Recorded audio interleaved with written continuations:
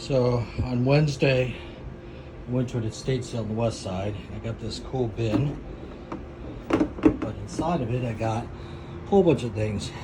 Garden pieces. These are quick releases. They're kind of handy. I like them. We got a lifetime supply now. Some hose repairs. Somebody keeps running over the hose with the snowblower. It's kind of weird. Really fine solder. Stainless steel brush.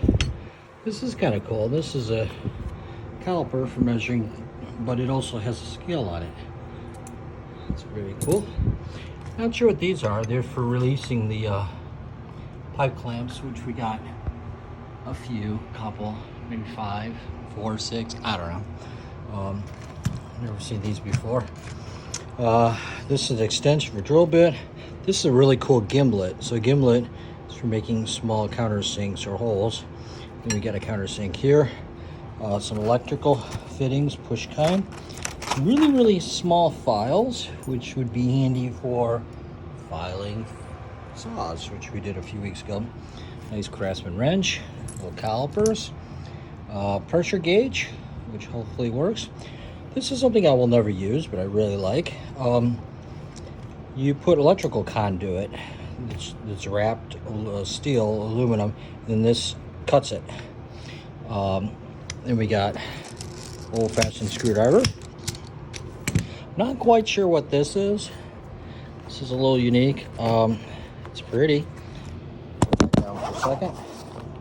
So it looks like it's fittings for a grinder. I'm not quite sure, but these might be reverse screws, so that's kind of important. Those are hard to get.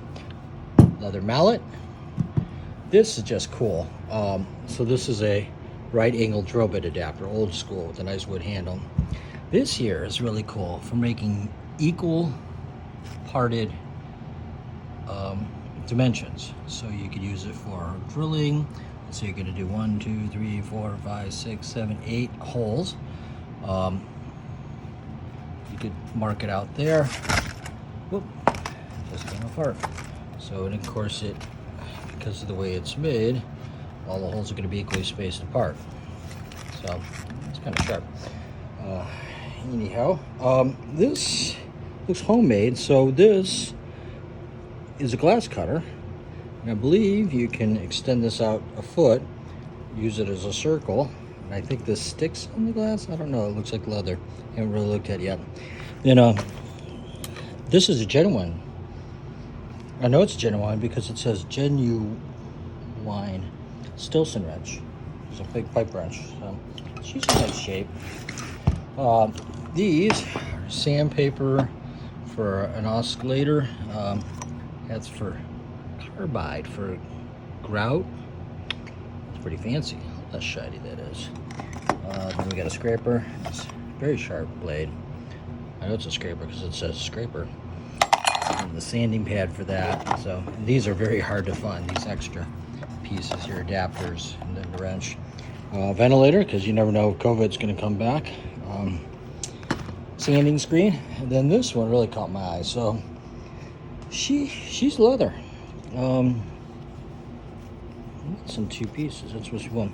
Basically, it's a leather strap.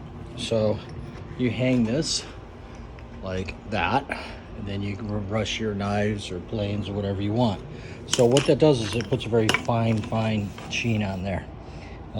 This has got to be 50, 60 years old. It's from New York, the city. I don't know what that says. Special. Oh, she's special. And she's made in the United States of America. So that's kind of cool. That's my dog Spike. So yeah, there we go. It was $30 worth of fun. Okie dokie. So welcome to Dad, Life of a Dad. And so today I'm going to loosen these 3 bolts. Take this brake off. Remove this. I'm going to remove on this. We might have to remove on this. All to get this out. Now you see the leakage down there? It's because this shock is blown. She ain't working right. Glad I bought a new one of those too. I got to disconnect this, which is the sensor for the brakes. Put this aside. Should be a strut bar back here I got to disconnect.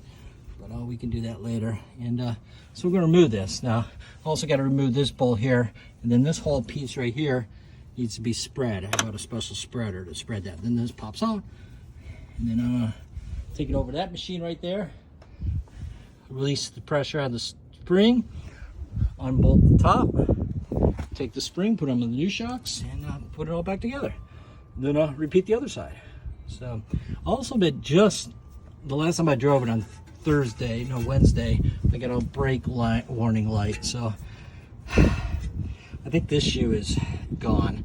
I ordered new shoes, and of course they're supposed to show yesterday, and then they're supposed to show today. Now they show Thursday, so really excited about that. So this is pretty much the first time I've done anything major on this other than change the oil.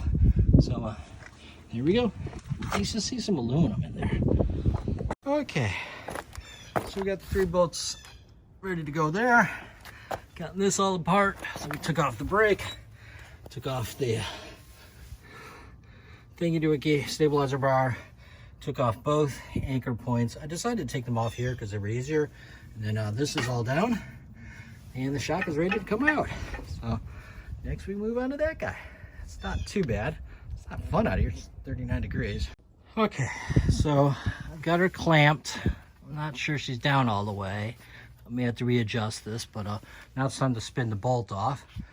And hopefully we just stick this in there. Spin that right off. Of course, that's spinning right there. We'll put the vice grips in there because we're replacing this strut. We don't care about that. You're supposed to have a proper tool with a hole in it and then an Allen key, but we don't need that. We'll just vice grip her. Okay, so we got the new strut. Looks like I bought a boot with it. And I bought a new strut bearing, which is good. This is a greased item. The other one's looking pretty nasty. And this is the old strut. Now, these are supposed to be not move like that. This was doing absolutely nothing. Of course, this one's under pressure. So now we just have to put that and all that back together. But she definitely was shot. So I don't know if I'm just doing it wrong with the other device, but now I got this thing. I couldn't get this out far enough. And this is gas charged and it doesn't come out. So I got to get everything squished in this very small space. I guess that's what I get for having a sports suspension and a BMW. But I think this is almost safe. I got 4 clamps on here. Maybe I need to tighten that one more. I don't know. If I live, great. If I don't, well, then I won't care. Okay, that worked. So you can see you really got to get that thing in there. And this is all in there. Now the bearing works. And of course, you got to remember that goes in a certain nub. But I just have to take apart these 4 things without killing myself. Of course, this is going to keep it from coming apart. So when you finally get it on and you detach everything, just notice how this springs out a bunch of ways. So we're almost done except for one little freaking problem. My spring stops aren't stopping at the right place. This spring should be right there. I shouldn't be able to stick my finger in there, and I shouldn't be able to stick my finger here.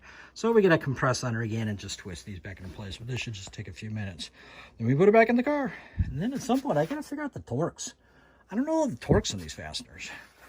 Torques is torques. Okay, well, you can see this is now hitting there, and this is hitting there, so we are good to install. Okay, day 2, second side. As you can see, I got the strut out. In some ways this was easier, some ways it was harder. Easier that I knew all the sizes that I needed for the wrenches. But for some reason I thought I didn't need to remove that bar right down there with the long wrench on it. But I couldn't get that arm to go down without loosening that. But I did that yesterday because I thought I was going to disconnect it at the back when I realized I could disconnect from the front. So she's all off. I did some reading on this, and I think I know some better tips, but we'll see. If not, I got the old way.